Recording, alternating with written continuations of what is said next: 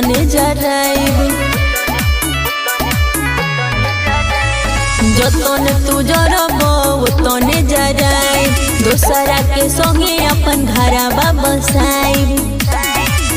चाहे बेवफा कोई हो चाहे बेरहम, सब वादा टूटी सब तोरब कसम। बेवफा बार तू बेवफाई करब हम। सब वादा टूटी सब तोरब कसम। बेवफा बार तू बेवफाई करब हम।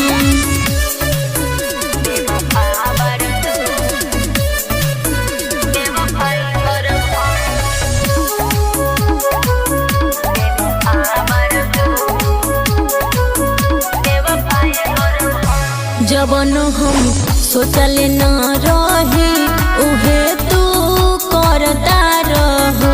कि जब हम कुछो कहेनी त काहे जरता रहो।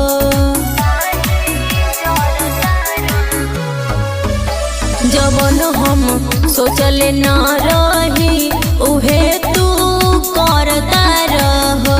कि जब हम कुछ कहेनी त काहे जरता रहो।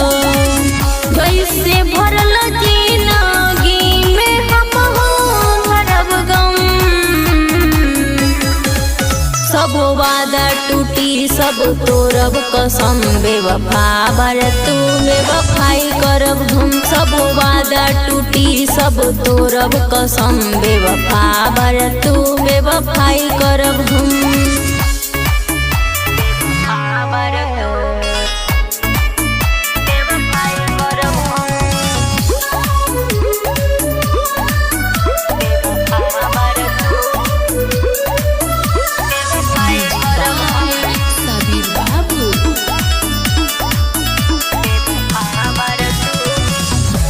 मुन्नी मनमा में बतिया कैसे जात के राखी हो।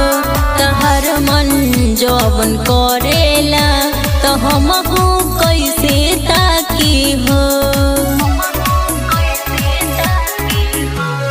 मुन्नी मनमा में बतिया कैसे जात के राखी हो। तहर मन जवन करेला तो हम कैसे ताकी हो। अब हम अशोक के बहिया धरम।